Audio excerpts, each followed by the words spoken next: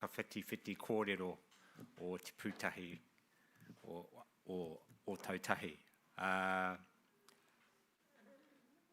Koutou kua whetū rangitia, haere atu rā, rātou kia rātou, tātou kia tātou.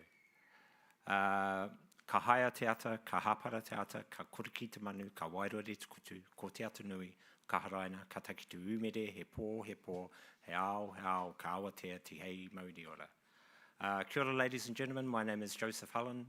I'm a regular appearance at Te Pūtahitanga and Christchurch Conversations.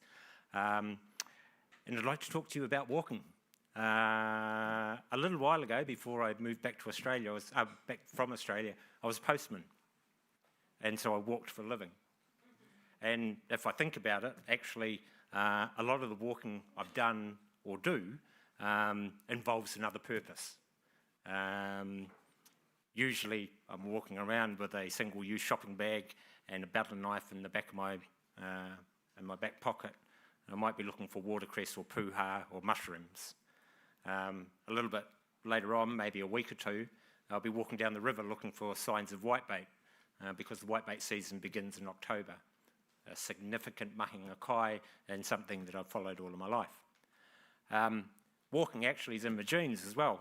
Mum's Ngāi, and so pre-European times we walked all over the countryside, north to south, east to west, doing a stock take of all of the resources that were available, where we might find them, how we might utilise them, and then kept returning to get more of them. Walking is not restricted to my mum's whakapapa, it's also on my great-great-grandfather's side. So he was he practised pedestrianism, which flash way of saying that he entered into walking competitions. He actually walked 75 miles. He challenged a guy, walked 75 miles in 24 hours, advertised it in the local paper for the price of £10, man and money at the hotel. He walked the 75 miles in well less than 24 hours.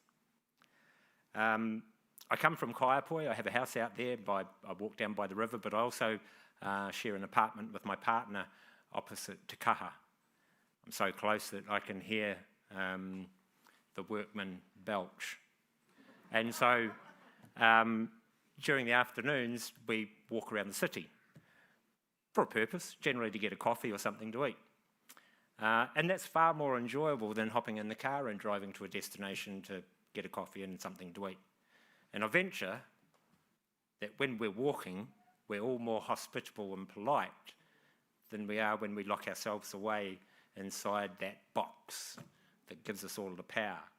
So instead of bumping into somebody and saying, "Oh, excuse me, I'm terribly sorry," we rant and rave about how much time we're wasting trying to get round this person instead of just worrying about other stuff.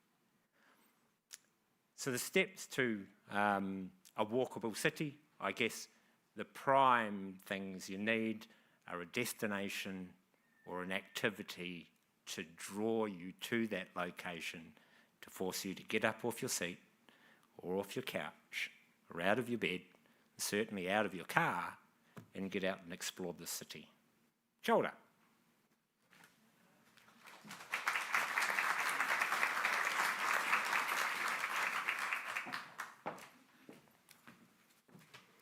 Ina mana, ina reo, ina hoi wha o te motu. Tēnā koutou, tēnā koutou, tēnā koutou. Kia ora hui hui mai tātou. The room is full. Sorry, I just looked. Kia koe, Joseph. Ko koe te pā whakawairua. Nā hau hoki te pō e whakapuaki. Tēnā koe.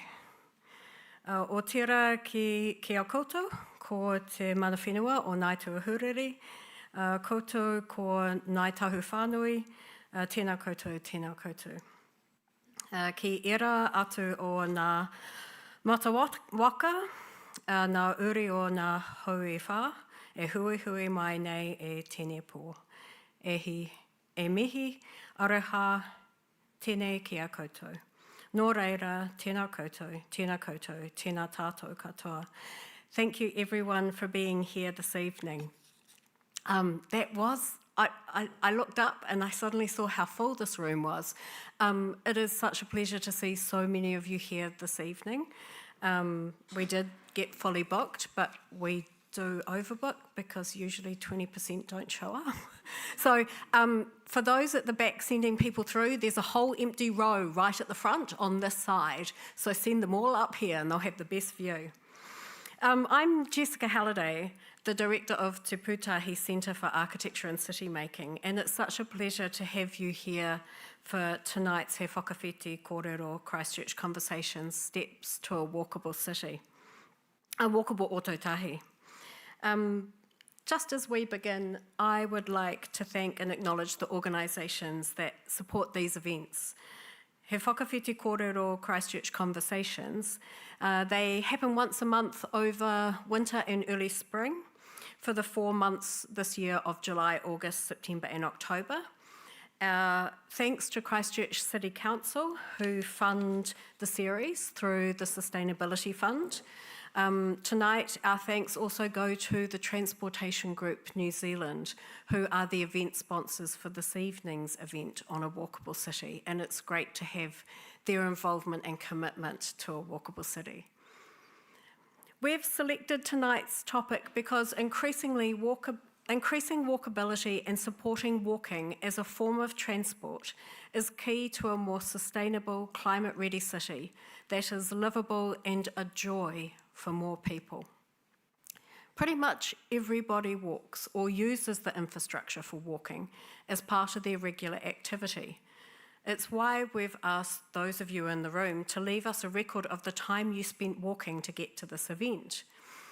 And if you haven't, please do at the end add your dot to the board. Tonight, we'll consider the benefits, barriers and actions towards a more walkable city. Thank you so much to Joseph Hullen for helping us see this place with a long history of walking, a whakapapa that connects past, present and potential future through culture and practice. Just to briefly outline the rest of the evening, next up we'll have 2 quick-fire presentations, which will be followed by a panel discussion of around 45 minutes in length. And then we'll round out the evening with a poetry reading from Melanie Dixon. Whether you're attending this event online or if you're in the room, you can ask the panel questions by texting your question to this phone number, 022 565 8693. You can record the number now, but it will be on the screen during the Q&A. Our online audience, you'll have the option to ask questions via the chat function on YouTube as well. Questions from both sources will be conveyed to the panel by the Te Pūtahi team, and apologies, with this many people in the room, we're unlikely to get to all your questions, but we'll do our best. It's my pleasure to introduce our next two speakers actually. First, we'll hear from Carina Duke. Carina is an executive member of Living Streets Aotearoa, the pedestrian advocacy group for Aotearoa, New Zealand. Living Streets Aotearoa works to develop walking-friendly communities throughout New Zealand and to promote the benefits of walking as a means of transportation and recreation. Carina is passionate about walking being accessible for everyone and advocates for barrier-free infrastructure and wayfinding. She collaborates with other experts in accessible design to promote best practice to create inclusive communities. Following Carina will be Jeanette Ward. Jeanette is a transport engineer at Ably and chair of the local transportation group. She has a passion for creating walkable communities. In her work, she focuses on ensuring walking is not overlooked in built environment projects. She also develops guidance and delivers training to help other practitioners deliver better walking outcomes. But first, we'll hear from Carina. Please do welcome her to the stage.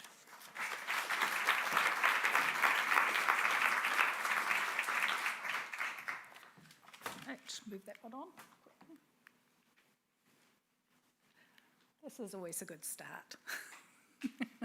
We test it. There we go.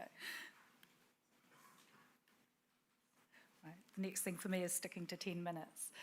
So just to give a bit of a background, in the roading network, pedestrians are the most vulnerable, and those of us that walk, that face challenges, are aware of that.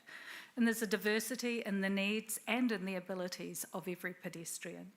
And if you design for the most vulnerable, that includes older persons, children, people who have sensory and or mobility impairments, and whether they be temporary or permanent, those who have cognitive processing issues, and those using mobility aids, including prams, wheelchairs, crutches, any mobility device that someone uses to mobilise in the environment.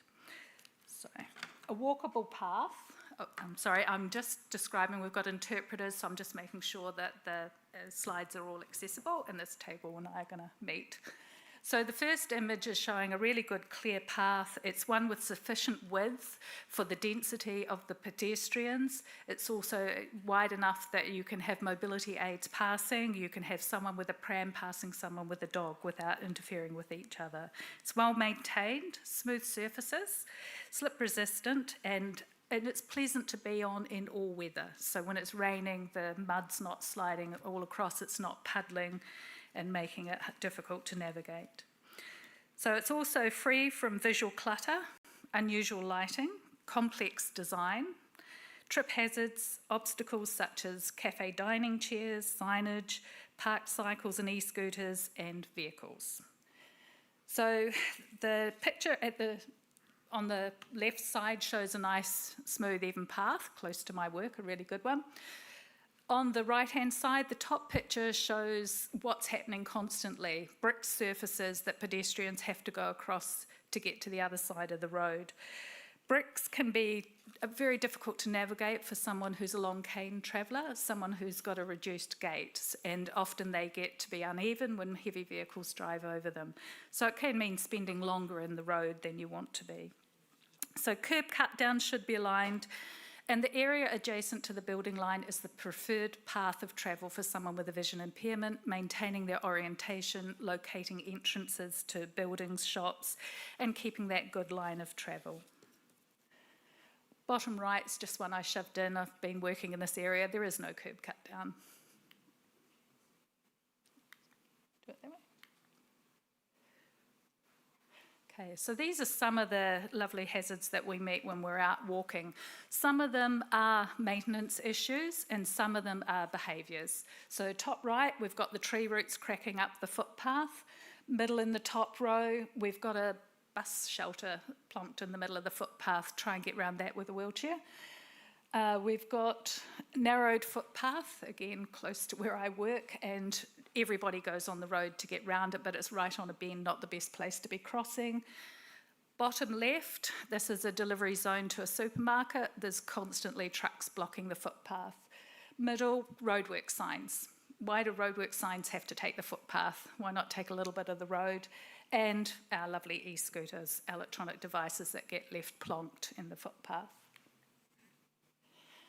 Good practice would be keeping that building line nice and clear. The example on the left is where they've taken the car parks away to put the dining and seating area.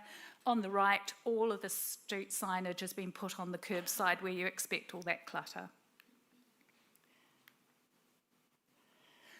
Connectivity is important. So this slide just shows some of the old and new practices with connectivity. Some of them are a bit more pleasant than others. Some of them are a bit more well maintained than others. And some of them contain some horrific barriers for actually getting through. A wheelchair cannot get through the two bars that they've put in. One's far too close to the fence line.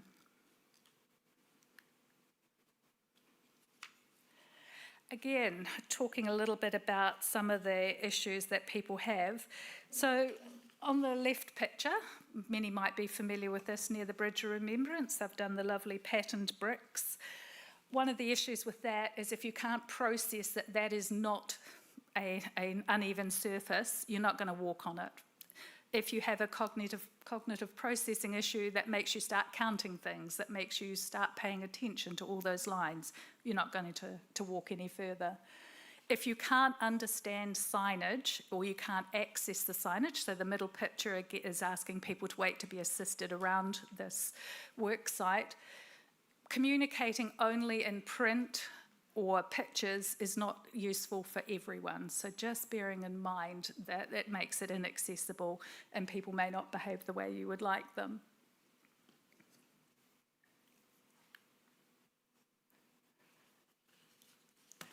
Cycleways. So there's been different approaches to making things better for everyone in the city. Shared paths are not great for pedestrians. We now become the vulnerable person in that space. So different approaches keep it separate, but also some protection for the cyclists, but keep the footpaths clear for pedestrians. The middle picture shows the shared path, it's not a shared path, it's a separated path by a line. So lines don't indicate to someone with a low vision, someone who's blind, they're not going to know where you want me. Also, the cyclists have been put on the building line, which is where someone with the vision loss is going to want to be travelling. So you've already created conflict with that information. The picture on the far right is the bidirectional cycle lanes. So again, they're creating a bit of a barrier because not everyone remembers to look both ways. And again, it's only signage that's indicating to the pedestrian that that's the hazard there. We've put some good facilities in and different challenges. So one of the approaches that they've gone is putting into these shared surfaces. So the left picture shows the laneway, the green laneway that runs east-west, but it's a shared surface. So pedestrians must share it with cars. So you don't have any priority. There's no clear through route for pedestrians. You've got a lot of overgrowth of plants happening. The right-hand side is the shared spaces, which is different. Shared spaces have an accessible route adjacent to the building line defined by the tactile delineator, which is that rough 600 width section you can see. So it's a bit of impinging on it by menu boards and things that aren't well policed, but the importance is that that approach does give pedestrians some priority in that space and somewhere that they know is accessible and I can get down that area. And they slow the speed of traffic. The biggest barrier for pedestrians is the road. So every journey is interrupted the minute you want to cross a road. Different approaches exist. Refuge islands, aka survival islands. If you can't pick that gap in traffic, that's sufficient. Children do not have the cognitive processing under the age of 10 in general.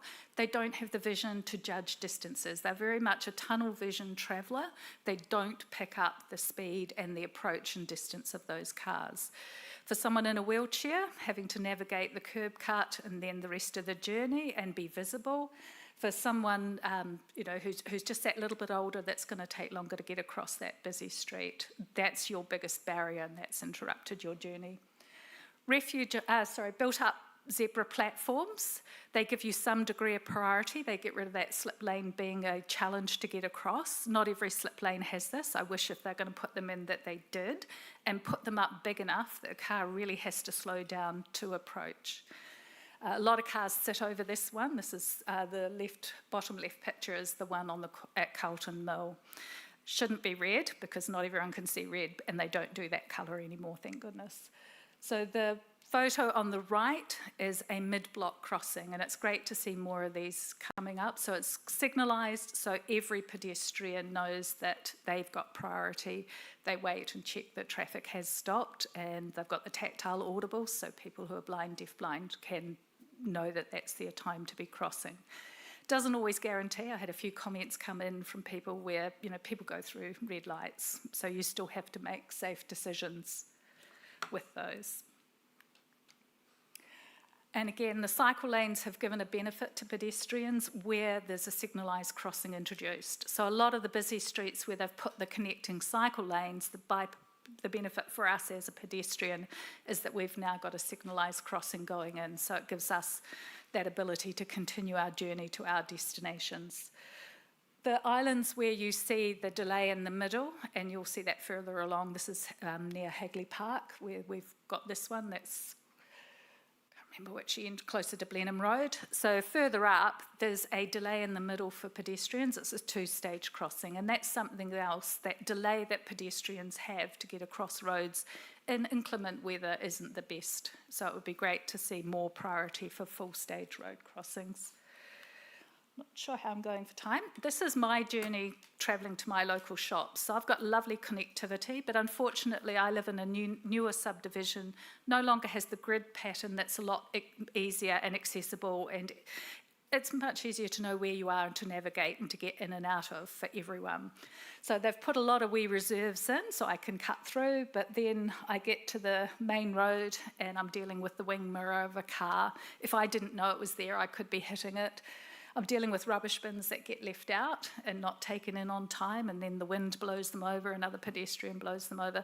So we face all these things just on a regular route where me, fully sighted, I can, and still fit, can get around and navigate those. But then I've got the really busy road in the middle with the refuge island, and there's a lot of right-hand turning traffic. So this is Hallsville Junction Road. So again, that's the barrier for a lot of people I know who are older who cannot get across Hallsville Junction Road to get to the bus route. So walkability is also that link to public transport, being able to get in and out of your community, get to your appointments and be fully independent and make decisions rather than having to call a taxi or think of pulling that metal box out of the garage if you have to. So yeah, I think I've done okay with my time, so look forward to talking more.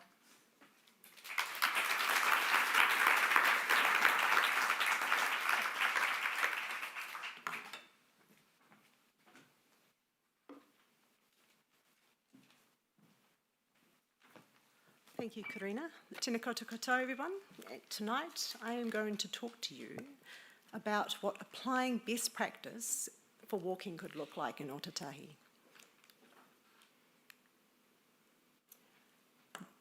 This is not Ōtautahi. Can anyone tell me where this is? Wellington, yes it is. So Wellington is the most walkable city in New Zealand. They have 14% of their commuters walking to work, and they have hills. This is something for us to aspire to, particularly as we increase our residential density in close proximity to the central city.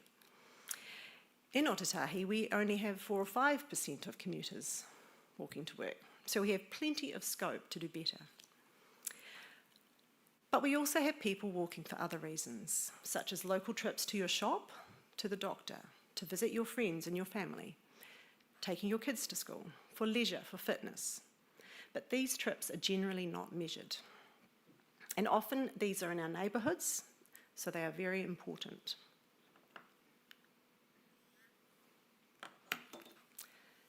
Walking provides a range of benefits, both to us as individuals and to society. Creating environments that support walking is part of a holistic approach to addressing the effects of inactivity, such as obesity and type 2 diabetes. In fact, reducing physical inactivity by walking is one of the World Health Organisation's priorities and considered one of the best investments to achieve health and sustainable outcomes. Increased walking also contributes to better environmental outcomes. If we can reduce the amount of traffic on the road, then there will be less emissions and we'll have cleaner air. Walkability encompasses some key features that focus on the need of all pedestrians. We want networks and facilities that are safe, connected, inclusive, as Carina has nicely outlined in her presentation, direct, easy to navigate, comfortable and attractive. These features should be considered throughout the planning and design process to ensure a consistently high walking environment.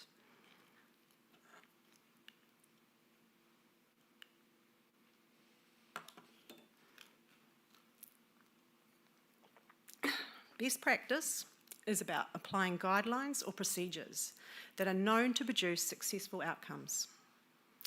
Best practice for walking encompasses so many things, but at the very highest level, it is about land use planning and aiming for an urban form that supports walking. But we also need our transport strategies and policies to recognise walking as important. Luckily, our local transport strategy here in Christchurch does that. It's about maintenance, both by the council and the property owner. That hedge in the image on the screen definitely needs a trim. If you were that property owner, maybe you could pop out and do it. It's about courtesy and enforcement. For example, when people park on the footpath and block it for others.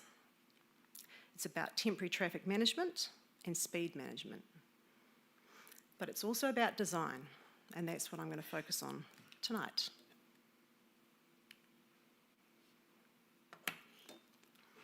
Best practice design for walking in New Zealand is promoted through our national guidelines. These are available for all practitioners when designing streets and spaces. An urban form with walkable blocks, say a perimeter of around 400 metres, and avoiding unconnected cul-de-sacs is best practice. This is where our new subdivisions provide a great opportunity to make our neighbourhoods walkable. Fundamental to providing for walking is lower vehicle speeds. This makes walking safer and more pleasant. Slower speeds also allow drivers more time to react and stop if they need to. This graph is one of my favourite illustrations when I'm talking to people about the benefits of lower speeds. Essentially, the higher the speed at which a pedestrian and a vehicle might collide, the higher the probability of that pedestrian being seriously injured or worse.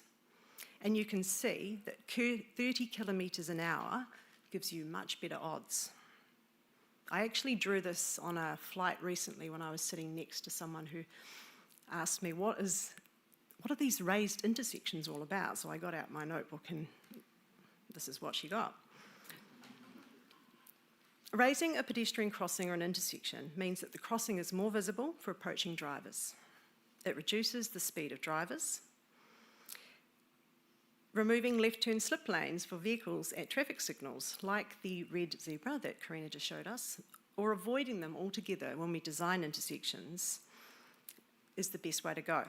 But if we can't avoid them, then we do need a raised zebra. Wider and less cluttered footpaths that cater better for people using mobility devices, and also when we are walking in groups, maybe with our children. It is also best practice to avoid shared paths if possible. Mixing users travelling at different speeds can be dangerous and can frighten people, making them less likely to walk. Getting to and from public transport is another area where walking infrastructure is important. Being safe and feeling safe from a personal security perspective is a big part of the walking experience, particularly in the hours of darkness. So things like street lighting are important. And so is making sure we don't create areas where you can be trapped. Lastly, our industry mantra is SOS. Make your provision for walking safe, obvious, and step-free. If we apply these best practice provisions, we can make Ōtautahi more walkable. But the good news is we're doing really well already. So let's just have a look at some good examples and also some opportunities.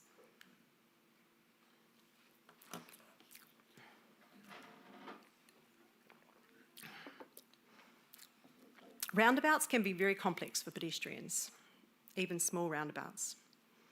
The council have been doing a great job of improving urban roundabouts, especially near schools where we want children to be able to walk and cycle to school safely. This example on the screen is in St Martin's. There are two photos, one of the roundabout before the improvements, and the second photo is where speed humps have been put on the approaches to the roundabout so that drivers slow down. This allows pedestrians to find a gap easier and cross the traffic lane. The environment just feels calmer and it's safer for everybody, including drivers and cyclists. Many cities around the world are now using raised zebras at their roundabouts, so maybe that's our next step. Here's an example of an improved railway bridge replacement in my neighbourhood. So when the bridge was replaced, they took the opportunity to improve the footpath beneath the bridge. It was previously narrow and dark to walk in, but now the footpath is wide and it's light and it's more inviting. So kudos to Kiwi Rail for that one. Here's an example.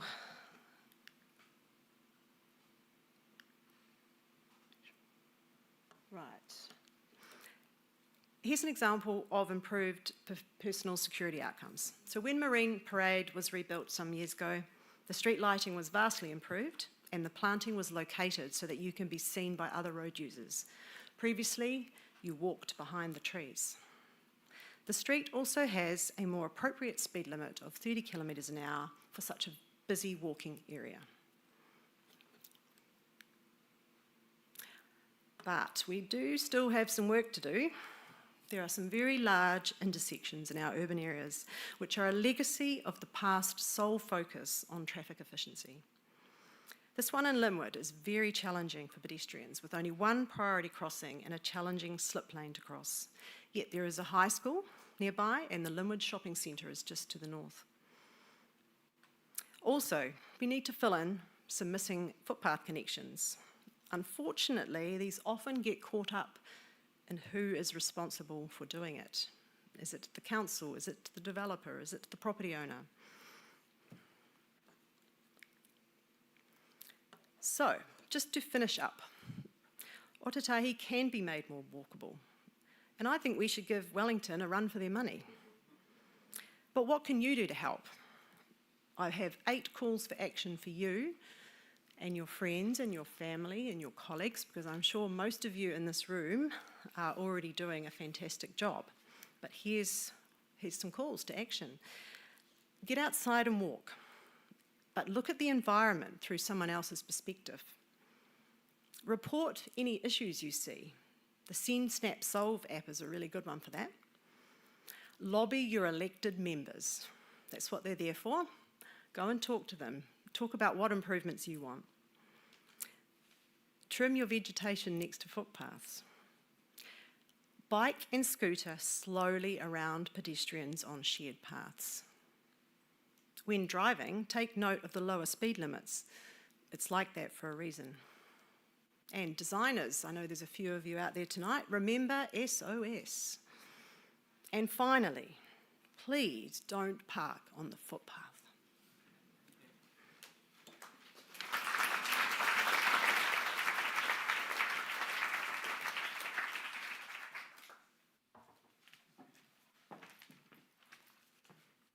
Brilliant. Thank you so much to Carina and Jeanette for sharing your expertise in setting the scene for walkability.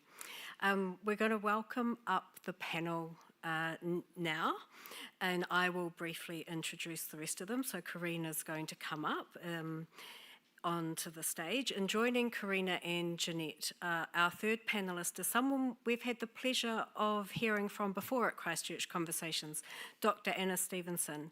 Anna works as a public health physician in the National Public Health Service, Te Whatu Ora. She has led the Health and Ill Policies kaupapa in Waitaha for many years. She has a special interest in the way urban design and transport impact the health and well-being of populations and communities. For many years, she has championed walking and cycling as the best medicine for many of the issues that concern communities in these times. Do come up, Carina. And chairing the panel tonight is our regular contributor to Christchurch Conversations, Ekin Sakin. Ekin is an urban designer committed to tackling the challenges facing our cities. She is a registered architect with 2 decades of experience in architecture and urban design. She's active in several industry bodies, is a mum who advocates for public and planet good, and the continued advancement of Ōtautahi Christchurch as a livable city through her role as Principal Advisor Urban Design at the Christchurch City Council. Please welcome our panel.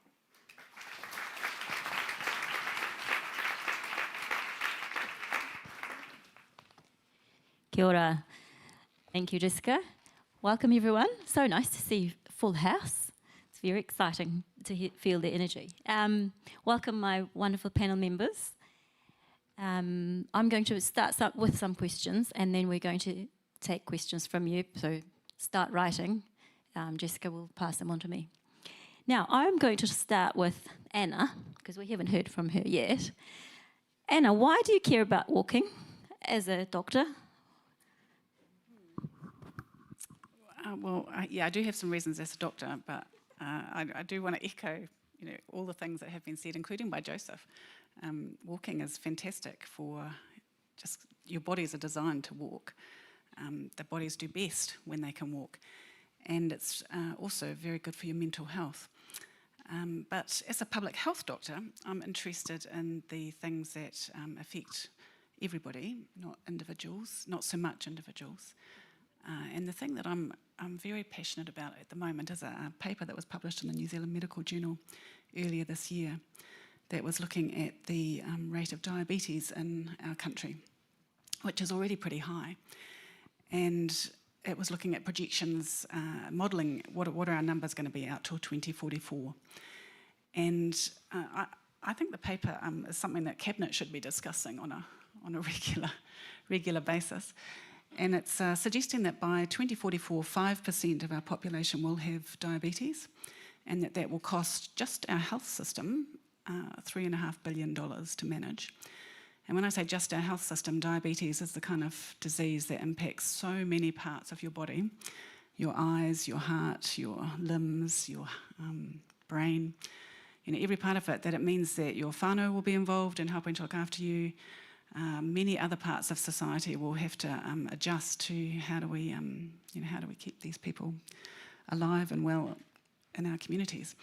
So this year I've kind of made it my mission to bring that paper to everybody's attention, and really it's the treatment at a population level is walking. It's kind of very simple and very hard at the same time, but we could make a very significant dent in the rate of type 2 diabetes in our country if we just improved the walkability of our environment. So let's think about it. So you said 5%? By 2044. By 2044. And that's an average, obviously. There'll be some demographic groups that will have much, much higher rates. Disproportionately affected. I was just going to do a very quick calculation here, because I think we've got 200 registrations. So that's 10 people in here would have serious issues. Yeah, well, it will be more than that, because your age is one of the risk factors for diabetes. So the older you get, the more likely you are to get diabetes. None of us can do anything about getting older, but when I look around this room, I think it's going to be a lot more than 10. Okay, well, so you're talking about, for those of us that are a little bit older then, and if we already have it, is it too late? No. Walking, again, is one of the best treatments, particularly for type 2 diabetes. I want to be clear that there's at least two major forms of diabetes. Type 1 is a genetic thing that there's not a lot people can do about at the moment, but type 2 diabetes, the main risk factors are getting older, under-exercise and overeating, and those are things that we can really do something about at a population level, at a community level. Sounds like a magic pill. It is. Prevention and treatment. We used to have a chief medical officer here who said that he was a cardiologist, and I was talking to him one day and he said, I'm really tired of writing prescriptions for blood pressure pills. I'd like to be able to write prescriptions for bicycles, and I think that would have a bigger impact on health and wellbeing in the community. Thank you for that. Now I want to ask Carina. Now I hear Carina is a street worker. Tell us about your job, Carina. Yes, so I'm a certified orientation mobility instructor, so my day-to-day job is teaching independent travel skills to people who are blind, low vision, deaf-blind, so I spend a lot of time on the footpaths and roads. Yeah. And Carina, I'd like to ask you, what's been your biggest delight recently? Something you saw and you weren't expecting in terms of walkability, that is. Yeah, I guess for me the biggest delight is when I see a signalised crossing going in, and I try to keep up with consultations, but don't always manage to do that. So for me it's when suddenly you find a neighbourhood that was closed up is now open to people, and particularly the people I work with. It just makes such a difference, yeah. So next time we see a new signalised intersection, we're going to think of Carina and all get delighted. Jeanette, how come Wellington is better? Like, what are they doing that we're not doing for walkability? I don't know, because it's pretty grotty weather sometimes. I lived there back in the last century, and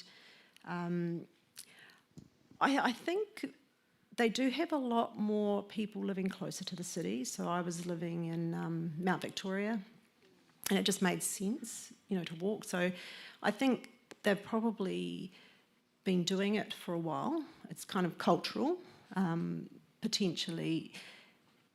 When I think about Christchurch, I think we have way too much free on-street parking in close proximity to the city, so they don't have that.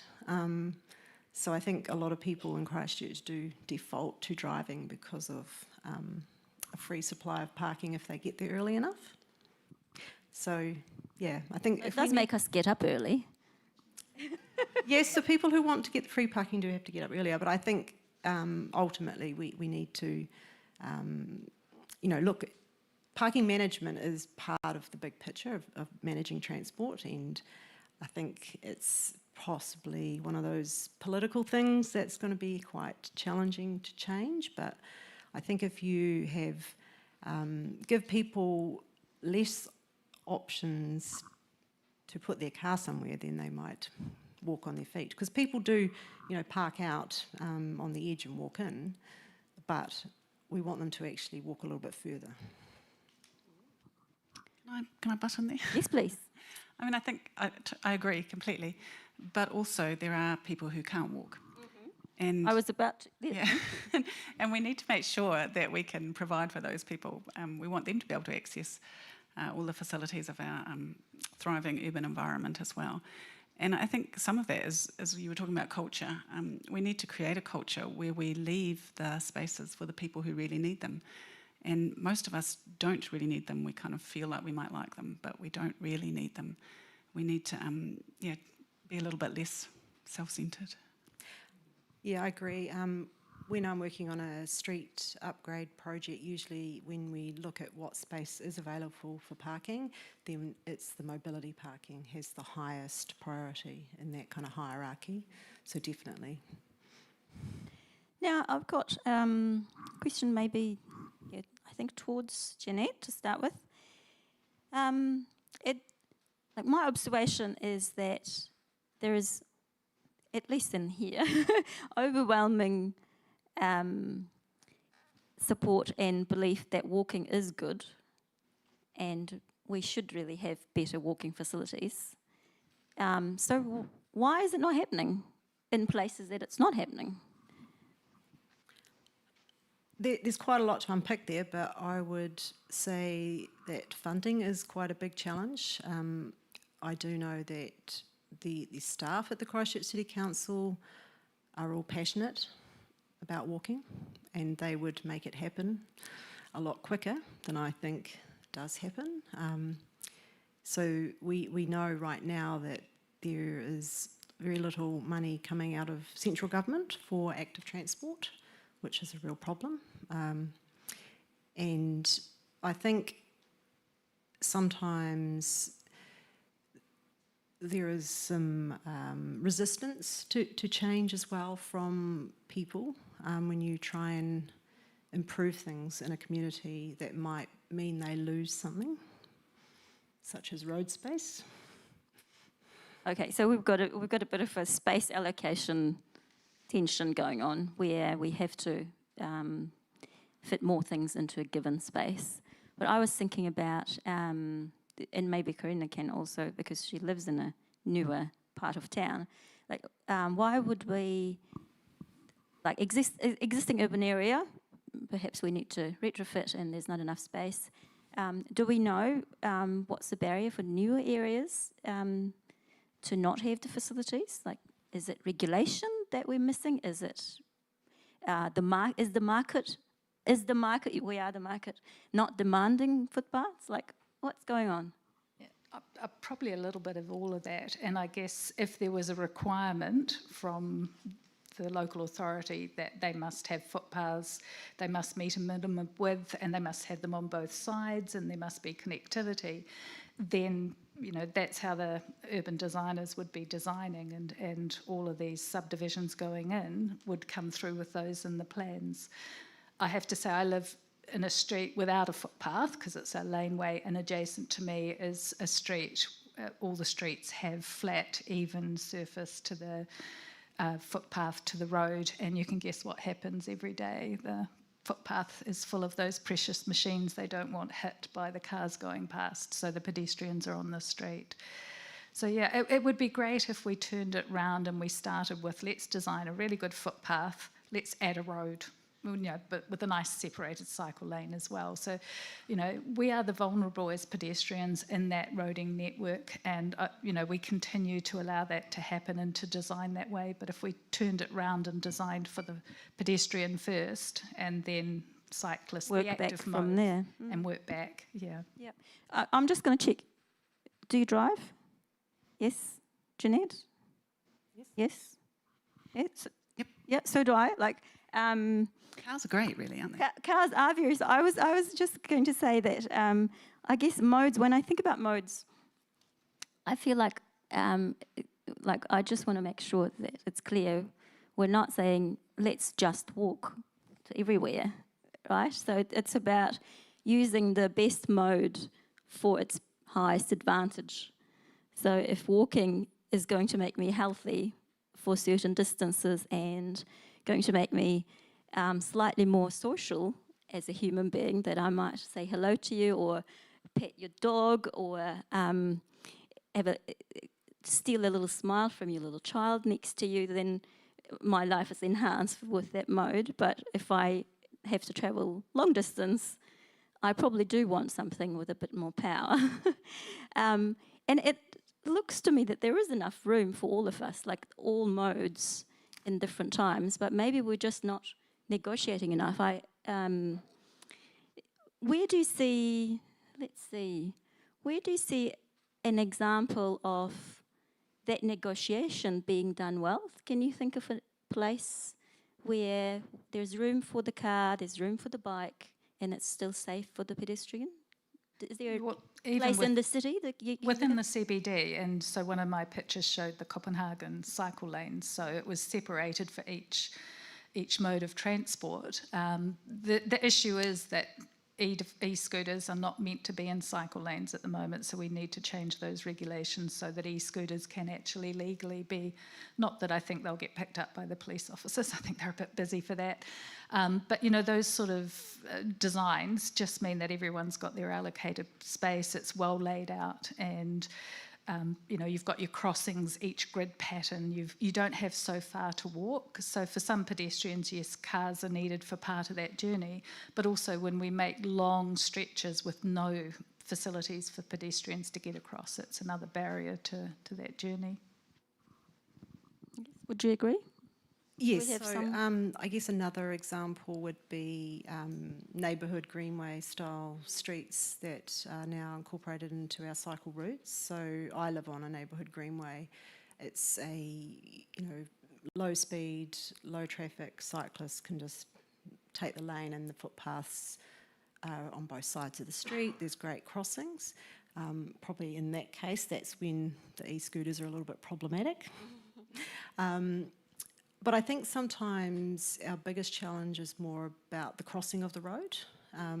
So when I think about new subdivisions, the district plan usually for local roads has a requirement to have footpaths, but it's the devil's in the detail in terms of how people can then cross those roads. So when a subdivision plan is prepared, it then comes in for various reviews, and it's a matter of people along that journey picking up, hey, you haven't actually got people from that side to that side in the right place. And in my job, sometimes I'm at the end of the food chain doing a safety audit and saying, hang on a minute, something's been missed here, and then they're like, oh, well, it's too late now. So there are... So the production chain is quite long, and then everyone in that chain needs to... It's important to get it right from the start. Excellent. Well, thank you. I think you also have to, when we talk about a walkable environment, we just had these presentations and we saw a lot of footpaths and a lot of ways that make it easier for people to walk. But we need to think about all the reasons people don't walk and what are the changes in the environment that need to happen that they could do more walking. And so often you'll see people in usually in the paper, saying things like, well, how are you going to get your TV home on a bike? How are you going to pick up your fridge from, with your two legs? But in other countries, they've managed all of those issues. Those kinds of appliances, you expect them to be delivered, and they come with a person who puts it into your home and gets it all working for you. I was in Tokyo a few years ago and was watching all the activity, the pedestrian and the cycling activity there, and I said to the woman that I was with, what do you do when it rains? And she looked at me in real confusion and said very genuinely, don't you have umbrellas in New Zealand? And I was like, well, that problem is solved. Yes, we do. But we need to think about all of the reasons why people, cars really are great. There's a reason that that so many people have got so many cars. They fulfil lots of wonderful functions for us. If we want more people to walk and more people to cycle, then we need to think about how to replace those functions. Remove the barriers, yes. Thank you. Now I understand we've got a good list of questions, so I'm going to hand over to Jessica to share them with us. Yes, an enormous number of questions that I can barely keep up with. So here goes. Chris Lynch's Facebook followers tell me that everyone hates speed bumps. I think they're great. Has any actual polling been done on people's view on speed bumps? Should we do one now? Go for it. We've got, 200 people? Who hates speed bumps? Be honest, thank you. 4 hands. Who loves speed bumps? That's quite a few more. Who doesn't mind them? Maybe not love them, but okay. Yeah, okay. I think we've got more. Yeah, our polling shows that in the room it's slightly different. But I think it's really important to understand why. Yeah. But I think the other thing is, why do we design it that we need them? If we designed better, we wouldn't have them. Oh, is it possible, Jeanette? Could we solve it in other ways?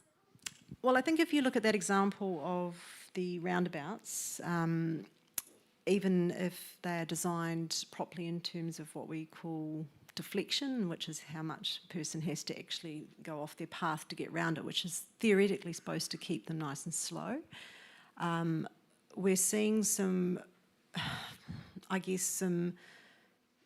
large vehicles that are also kind of driving over islands. If a roundabout's got an apron, which was there because for buses, for example, or trucks, because you wanted to keep it a bigger diameter, but also allow for bigger trucks. We're now seeing a lot more forward drive vehicles, SUVs, and they are also just...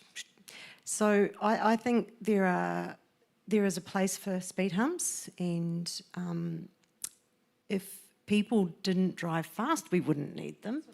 That was what I was coming from. If we had signalised crossings rather than roundabouts that are difficult to navigate, but we had other measures in place so that we didn't need to put as many in, because a lot of them are retrofitted because the issues arise. Yes, but even with our signalised crossings and signalised intersections, you will have seen raised platforms being used, and essentially it all comes down to the fact that people make mistakes, and what we want happening is, if they do make a mistake, that the outcome doesn't result in someone dying. So as I explained to the lady on the plane, this is all about trying to save your life, your family's life, and she was like, oh my goodness, why don't people get this explained to them? And I said, well, I can't have a conversation with everyone on a plane, but that's what it's all about. It's the attitude of people towards speed humps I find quite depressing. Well, we're very happy to have you here, Jeanette, to tell everyone about that graph. So crossing any of the 4 AVs or other roads like Brougham Street that are multi-lane with very fast traffic and limited places for crossing is a real barrier to walking into the central city. What would the panellists recommend to help solve this?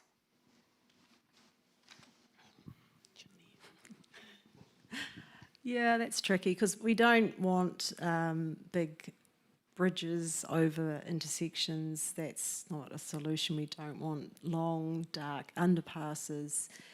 So I know there's some work going on at the moment thinking about how people can walk to our new arena. Again, I think it's going to involve some raised devices, those dreaded things, and some, I guess, looking at how the signals are phased as well, because often it's about how long you're waiting, which is the kind of frustrating bit. I think it's going to be really challenging to make the crossing shorter, because it's unlikely that they're going to want to reduce the capacity of Bowen Street, and in fact I think they're trying to increase it.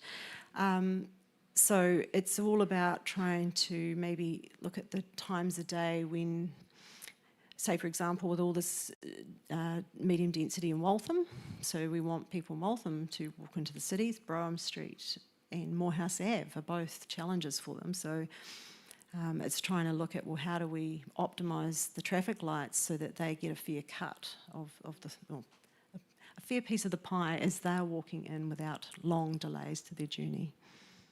And I guess, we have these big streets where we want to move traffic, and the priority is moving freight, moving cars. Introducing more crossings is going to slow their journey down, and people seem to think that's a big problem, but it's not really in the scheme of that journey when we're designing cities where we have these big roads breaking them up. It's peak hour traffic is the significant issue on Bowen Street, and I've been out there and the traffic stop and block the intersection for cars, let alone for pedestrians trying to get across. And it is multi-phased, and you're dealing with the cars that get impatient as well as the pedestrian who's been stuck standing there waiting. They're not pleasant environments to be in. Underpasses are perceived to be unsafe, so that, again, they're not the greatest of solutions, because you're out of visibility of all the other traffic and everybody else who could be there observing your journey. Overpasses, for some people, the physical effort of going up an overpass, even with nice rest zones for wheelchairs, and you can be out in a greater wind being higher up than just a regular flat crossing.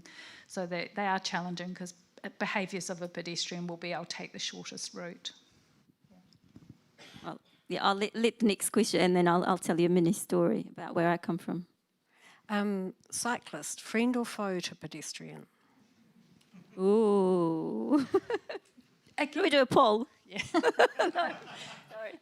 Yeah, it's always a challenge when you've got someone who's potentially moving faster than you in the same environment. So friendly when they're in a different space, so they have their own space within the roading network, because they're the vulnerable when it comes to the road.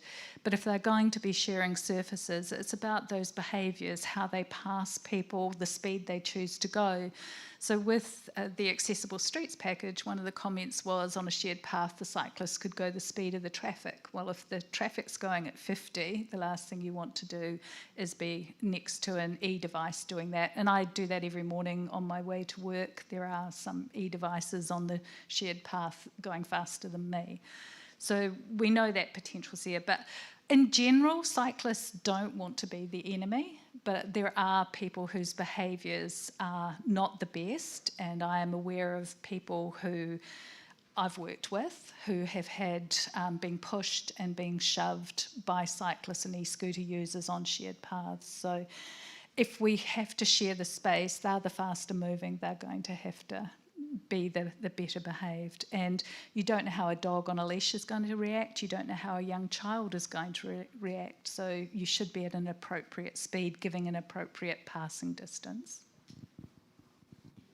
Yeah, I'm just going to add that it might also be, again, options and finding the right negotiation.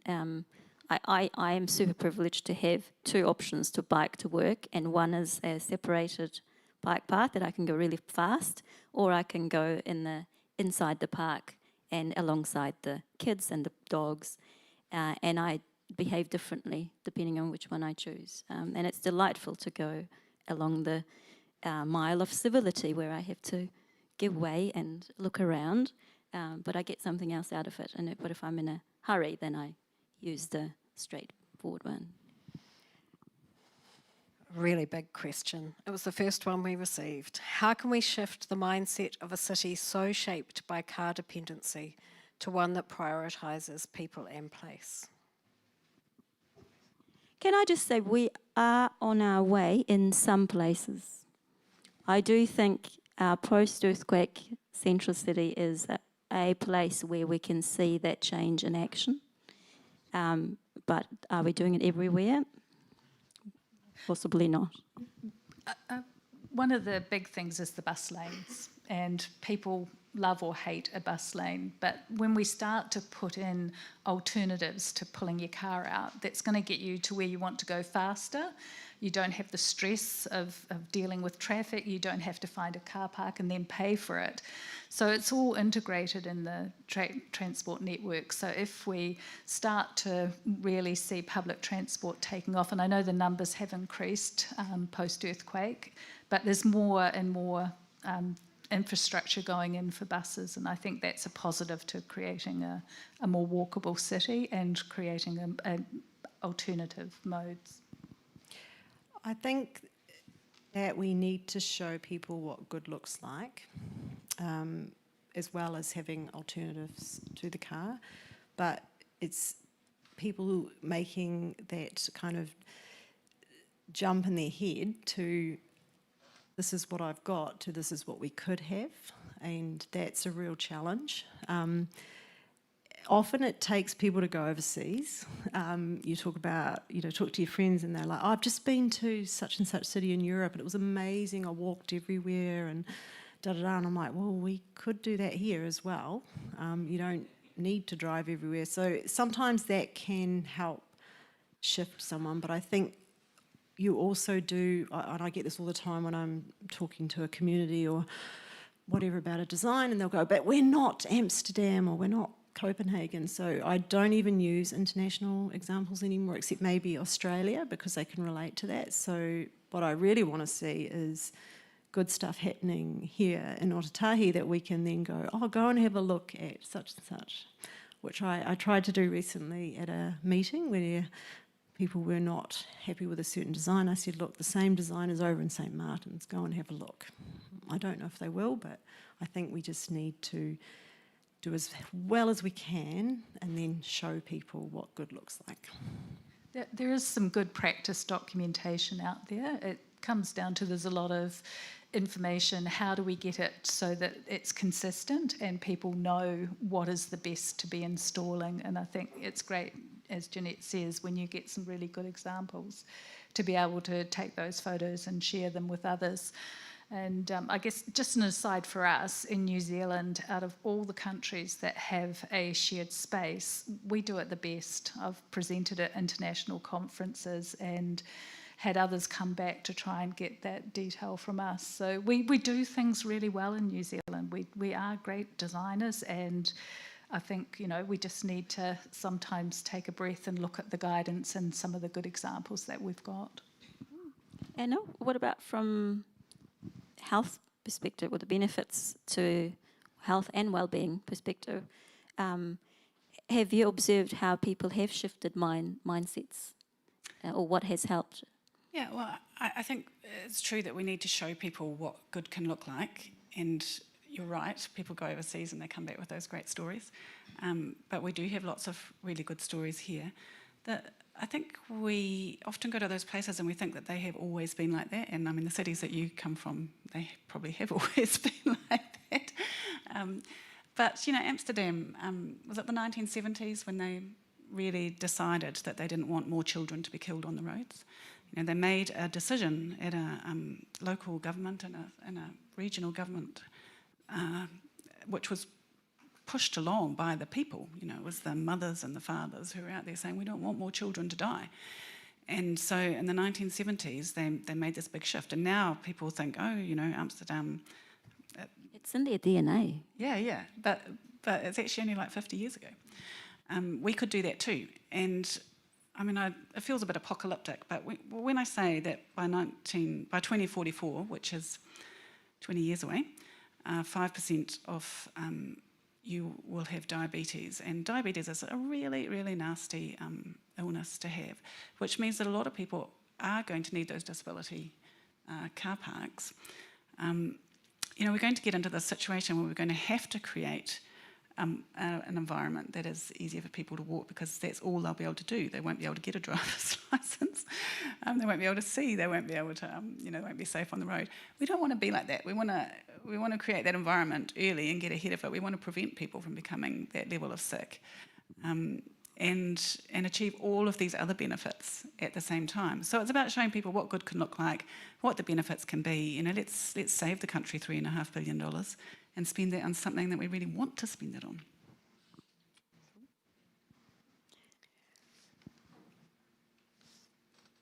Should we be painting zebra stripes at signalised crossings?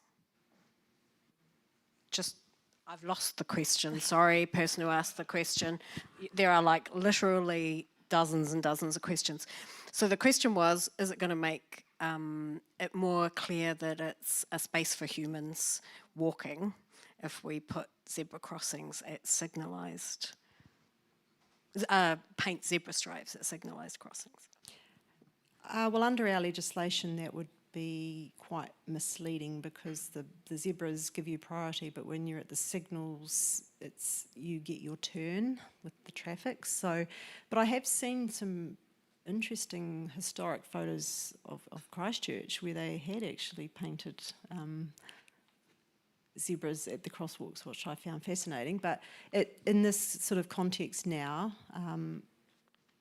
no, I think the best way for our signalised intersection crossings on particularly busy roads is to raise those crossings.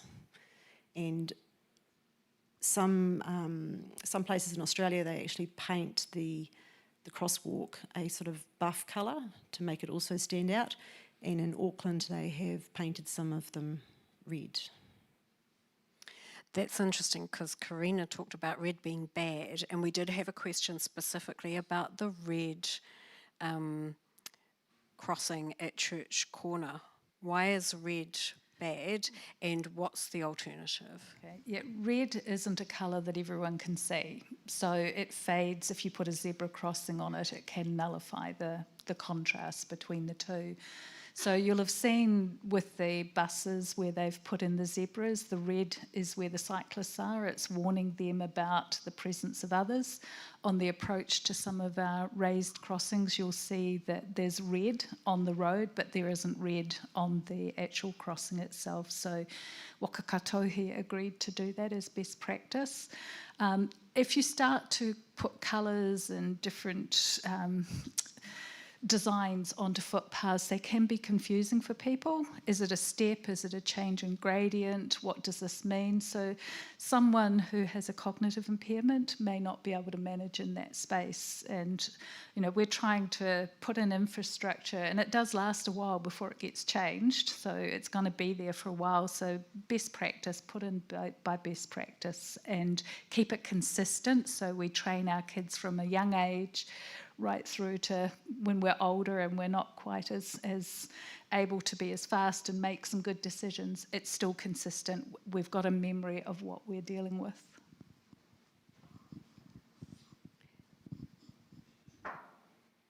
There are two questions have come in that are quite similar. Noting your comments about patterned pavers, Carina, about being bad design for certain users, but they often also function as traffic calming measures. So are there alternatives that work for everyone? If you keep a clear, accessible route that's free of all of that visual clutter, you can put what you want either side, but as long as there's somewhere inconsistency. So if we're trying to control the behaviour of traffic, you can do it before the crossing position. It doesn't have to be at the crossing, because we want that early warning.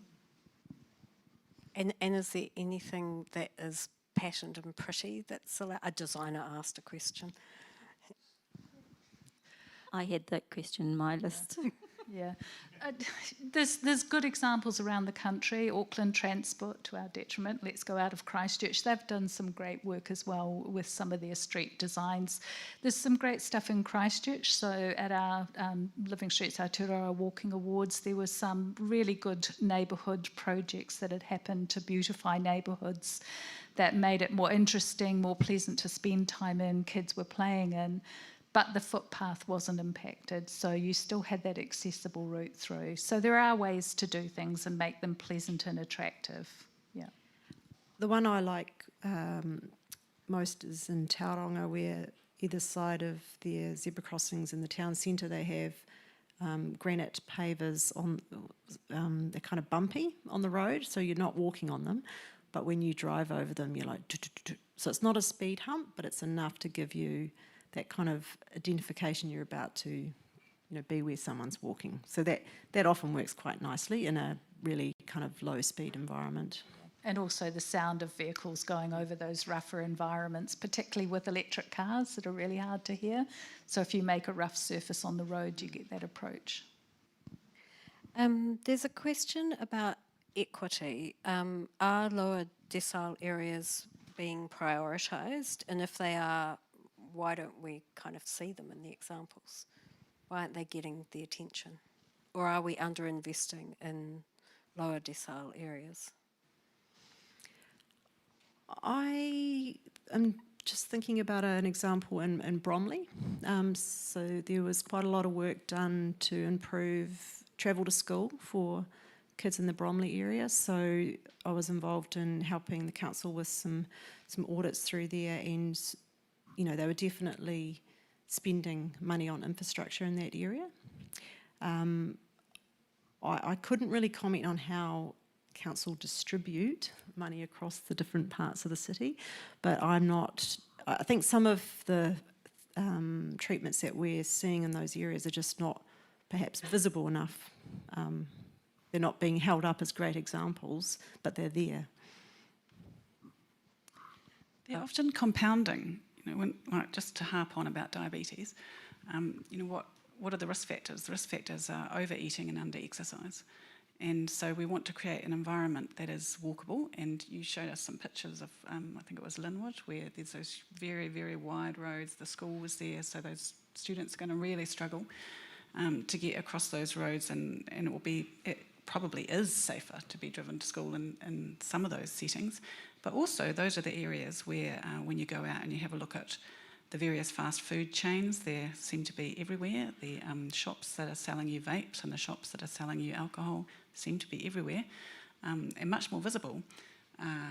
Generalisations, but often in those lower socioeconomic areas, there's this compounding of risk factors, not just for diabetes, but for many other health issues. So walkability is one thing that you really need to change, but we need to think as a whole society, what are we trying to achieve for people with our urban environments?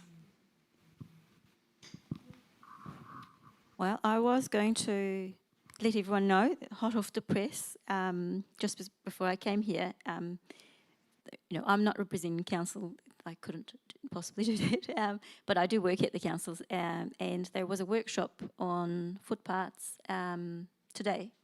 So if you did go onto the council agendas and minutes and recordings page, you could find a presentation that staff made, because I understand it's the first time we've got funding in this long-term plan for proactive new footpaths to actually fill some of the gaps in the network. So there is some good news, hopefully, there. And you can see the prioritisation that's proposed. I didn't have a lot of time to digest it to tell you, but there is a prioritisation approach and how they're going about it. So I guess now that we're all a little bit more scared of diabetes, and if we wanted to know what was happening, that's a place that we could check to get a bit of hope. And with that, I'm going to ask the last question, even though we could probably keep talking. I wanted to ask you, all of you, Carina and Jeanette and Anna, and what gives you hope? Why do you keep doing this? Harping on about walkability, and is there hope? Yeah, there is hope, and I think, we see people out walking all the time, and I think it's just giving a voice to people and everyone being heard, everyone being listened to. I know that in the work that I've done with roading engineers and with council, you know, they want to create walkable environments. They want it to be able to be used by everyone and to encourage that mode shift to active transport. So there's always hope, and I think you have to have that. And we're seeing some great examples coming through. So, you know, kudos to the council and to others. We are seeing some improvements, yeah. What keeps you going, Jeanette? Chocolate.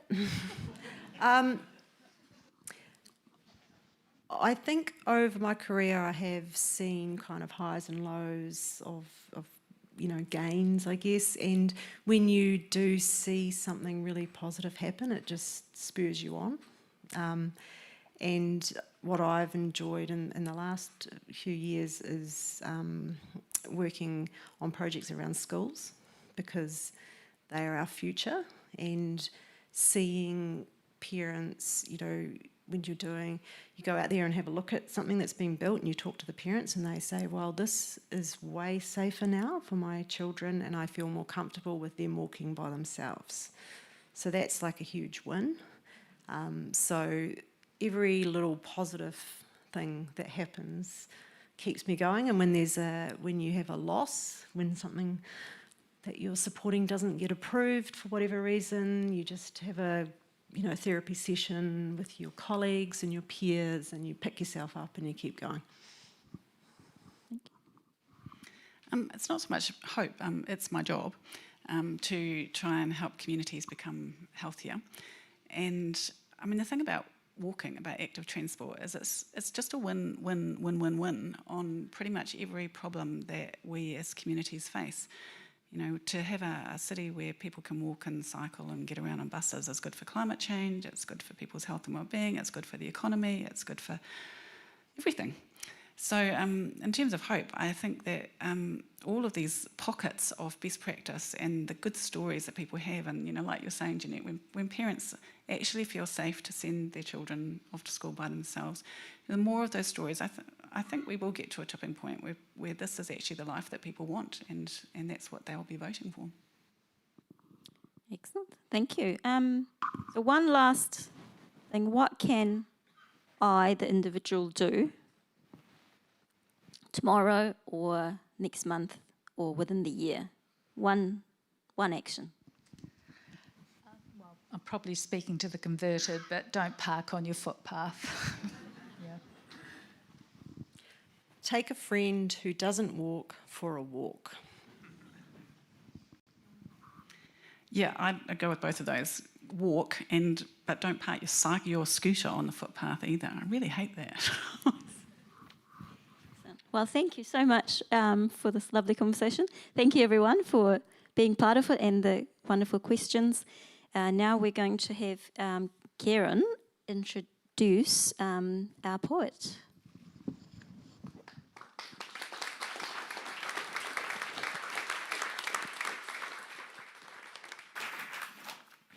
O tēnā koutou katoa, mihi to our panellists, especially to my colleague Anna. Good to see you here. And a quick book recommendation for everyone in honour of this thing tonight. I started reading The Old Ways by Robert Macfarlane, and I just wonder if there's a show of hands, how many people have read that book in here? Oh, see, I thought way more of you would have read that. Excellent. Yeah, The Old Ways. Who remembers the lockdowns? How many people discovered the joys of walking during that? There's an idea.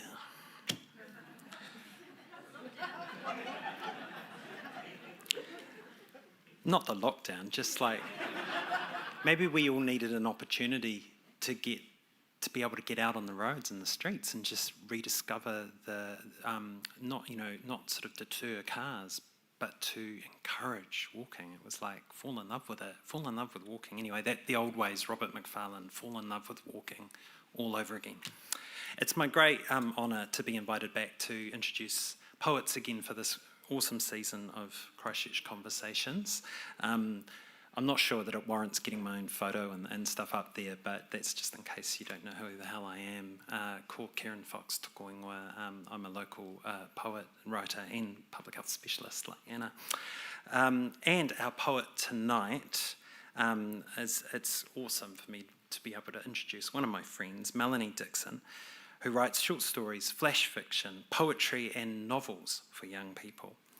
Melanie has a Masters of Creative Writing from the University of Auckland and a Master of Science in Environmental Change and Management from Oxford University. You might say that's overqualified to be writing poetry, but I think it's just perfect. Her writing's been extensively published both here and anthologised and internationally as well, and she's been shortlisted for many awards, including the Manhire Award for Creative Science Writing and the Guardian Young Travel Writer of the Year Award. She's also been nominated for a Pushcart Prize. Her debut novel, A New Dawning, which is part one of the Edge of Light trilogy, was published in May 2023 by One Tree House, and the second, we're literally counting the days now, it's due for release in August of this year. Melanie is currently a tutor and the director of the Hagley Writers Institute. Please welcome Melanie Dixon.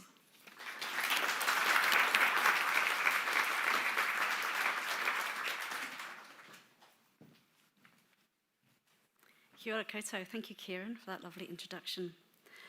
Lovely to be here and lovely to see some familiar faces as well out there. I'm just going to read one poem this evening. I wanted to write a poem about the mental health benefits of walking. I walk, I'm a walker, I'm a runner, and I'm a dreaded cyclist, and I probably ride too fast. This is called I'm Still Walking. I'm walking through Hagley Park, and you're walking through Hagley Park. It's spring, and daffodils are blooming, and you're holding my hand. And you ask me if I've heard the news about Gaza. And I say I haven't, because I haven't read the news for years after everything else that happened. And you nod and tell me all problems can be solved by walking, and we keep walking. I'm walking through Hagley Park, and you're walking through Hagley Park. It's summer, and my arm is looped in yours, and cicadas are buzzing. And you pick one of their discarded cases off a tree trunk and hook it onto my t-shirt. And you say it looks beautiful, and it is beautiful. And you tell me how cicadas leave their old selves behind and grow into something new, and that makes me smile. Then you ask me if I've heard the news about Syria, and I say I haven't, because I haven't even switched on the radio, let alone the television. And you nod and tell me all problems can be solved by walking, and we keep walking. I'm walking through Hagley Park, and you're walking through Hagley Park. It's autumn, and your arm is around my waist, and leaves crunch beneath our feet, and the air has that cold, crisp feel from the first snow on the Southern Alps. And you ask me if I've heard the news about America, and I say I haven't, because I haven't. I don't do social media anymore. And you nod and tell me all problems can be solved by walking, and we keep walking.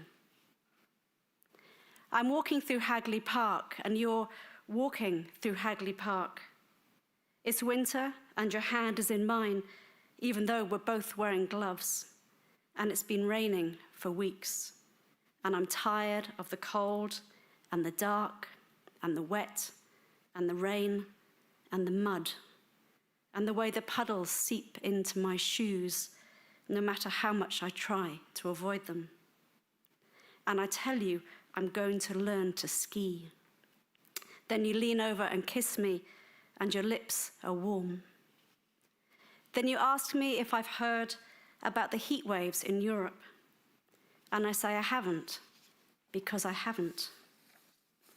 And you nod and tell me all problems can be solved by walking, and I'm still walking, and you're still walking through Hagley Park. Thank you.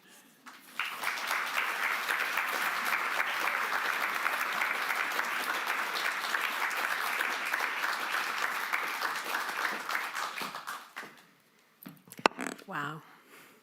A huge thank you to all of tonight's speakers, panellists, chair and poet.